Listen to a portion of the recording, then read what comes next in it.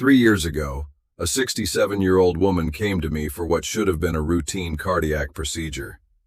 She was healthy, active, sharp as ever. Her family had no concerns. But when she came out of that surgery, something was different. Not physically harmed, but something had shifted. Cognitively, emotionally, and no one had. And no one had ever prepared her family for the fact that this could happen. I'm Dr. Morgan Andewala. I'm a cardiothoracic surgeon, and today I want to share something I believe more physicians should discuss with patients before they undergo anesthesia. If you're over 60, or if you have a parent, spouse, or sibling who is over 60, this message is for you. Because there's an important reality that often gets overlooked among consent paperwork and pre-surgery instructions. When she came through the operation, she wasn't the same. Not because of a physical injury, but because something inside had shifted. Her thinking was different. Her emotions were different. And no one had ever told her family this was even a possibility. Anesthesia doesn't impact a 65-year-old patient the way it impacts someone who's 35. The difference is far greater than most people realize. And I'm not referring to the frightening stories about people who never regain consciousness. I'm talking about the quieter, often overlooked complications. The ones that emerge gradually in the days and weeks after the procedure is over and the medical team has already moved on. By the time you finish this video, you'll know exactly what those risks look like, why they occur, and, most importantly, what steps you can take to reduce them before you ever enter the operating room. Stay with me.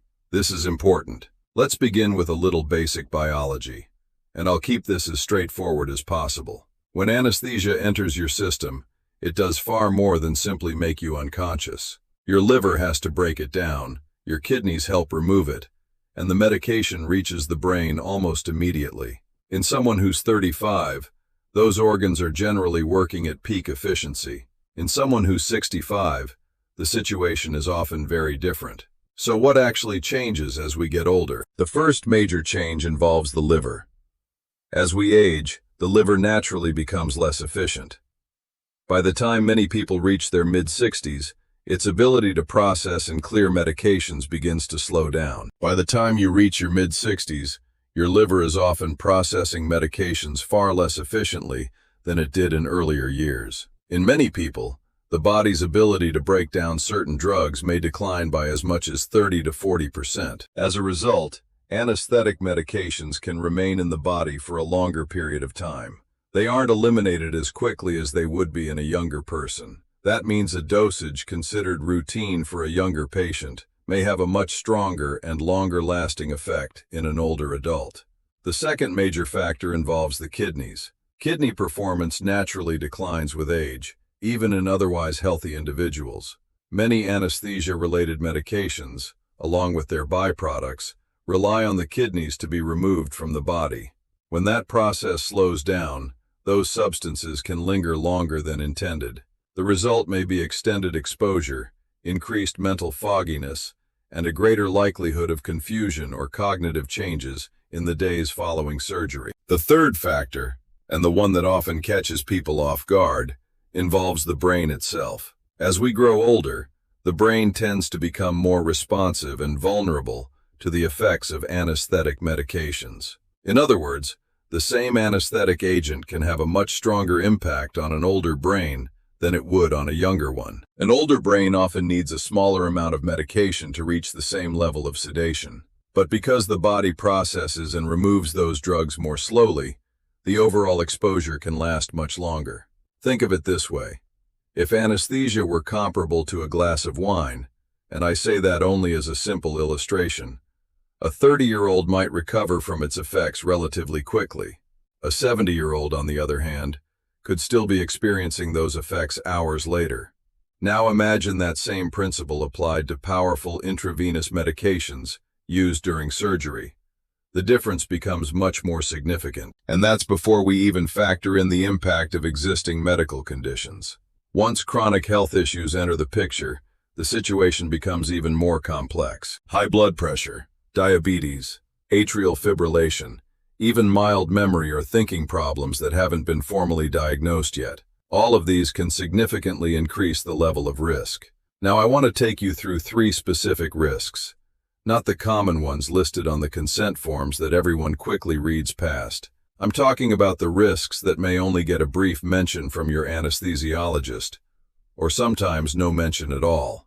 Risk number 1, POCD, or postoperative cognitive dysfunction. This isn't a stroke, and it isn't dementia, but in many cases it can look a lot like either one. POCD is a noticeable drop in memory, focus, and thinking speed that can happen after surgery. Research shows that it may affect roughly 25 to 40% of adults over the age of 60 who undergo major surgery with general anesthesia. For most people, these symptoms improve within a few weeks or months.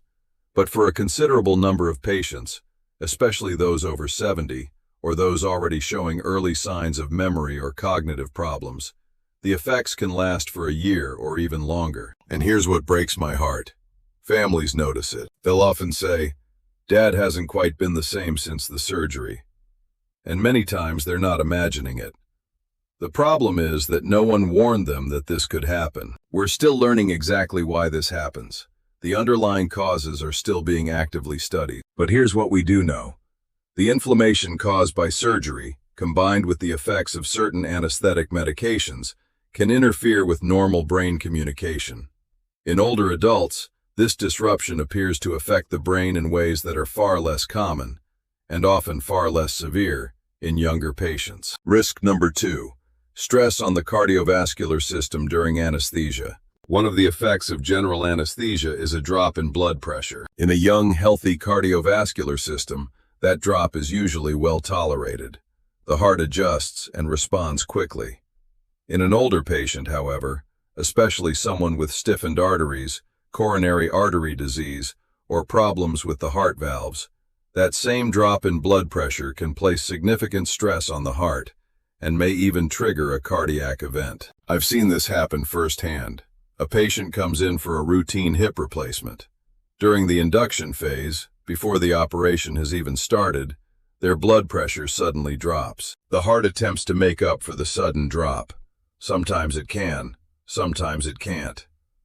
And in an instant, what began as a routine orthopedic procedure turns into a cardiac emergency. Now, this is not a reason to avoid surgery when surgery is truly needed, but it is a reason to make sure you have a detailed cardiac evaluation before surgery. Not just a standard EKG, but a complete and thorough assessment of your heart health. Risk number 3, delirium, and how often it goes unnoticed. Postoperative delirium is one of the most overlooked complications affecting older adults after surgery. It is marked by a sudden onset of confusion, difficulty understanding what's happening, and in some cases, unusual agitation or extreme withdrawal. These symptoms most often appear between 24 and 72 hours after the procedure. It can affect as many as 50% of older adults following major heart or orthopedic surgery, and perhaps most concerning, it is often dismissed as nothing more than the anesthesia wearing off. But delirium is not a harmless condition.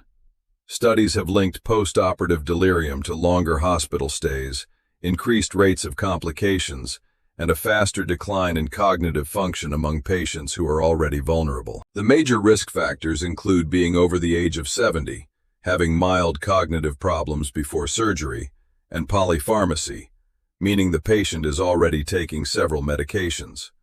Lack of sleep before and after surgery can also increase the risk, as can certain types of anesthetic and sedative drugs. The good news is that when these risk factors are identified before surgery, steps can often be taken to help reduce and manage them. Certain medication protocols can be adjusted or avoided altogether, and with the right planning before surgery, there are strategies that can help lower the overall risk. But that can only happen if the right questions are asked. And let me be clear, I'm not sharing this to make you afraid of surgery. Surgery saves lives. Anesthesia is one of the most important tools in modern medicine. I've spent more than 25 years in operating rooms, and I've seen both make incredible things possible. What I'm telling you is that knowledge gives you protection. So here's what you should do. Step 1. Ask about the anesthesia plan. not just the surgery itself. Most pre-surgery discussions are focused on the procedure itself, but you have every right to ask questions about the anesthesia too. Who will be my anesthesiologist? And is it possible for me to speak with them before the day of the surgery? What kind of anesthesia will I be receiving? Will it be general anesthesia, regional anesthesia, or some form of sedation? And most importantly, based on my age and medical history, are there safer options available? In some cases, regional anesthesia, a spinal block, an epidural, or a nerve block may be used instead of general anesthesia. These approaches can sometimes avoid many of the whole-body effects that come with general anesthesia. For procedures like hip replacements, knee surgeries, and some abdominal operations, they can be a reasonable option. Ask if they're right for you. Step 2.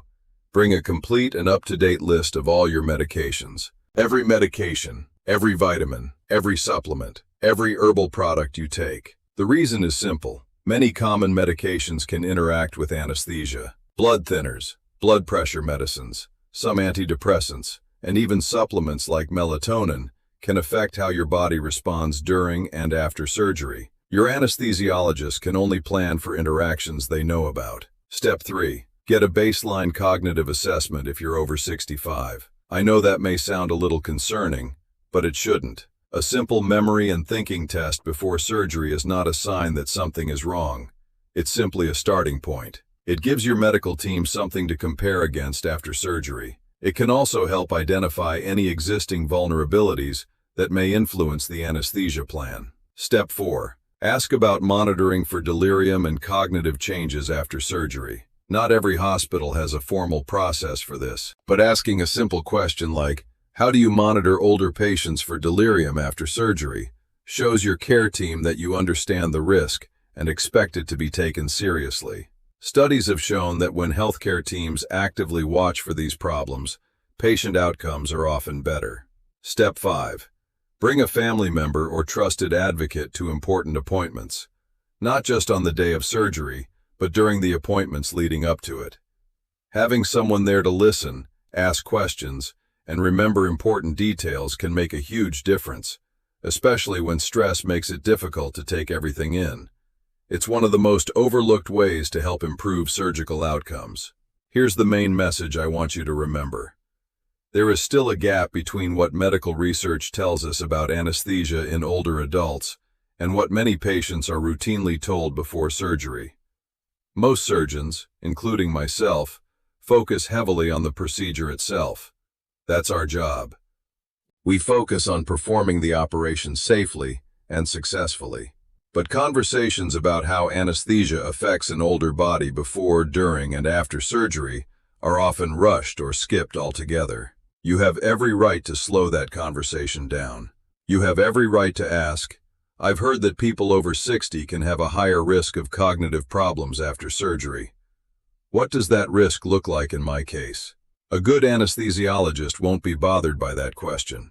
In fact, they'll appreciate it because it shows you're involved, informed, and taking an active role in your care. And if someone dismisses your concerns or treats the question as unimportant, that's useful information too. It may be worth getting another opinion. Getting older is not a disease. It's a natural part of life.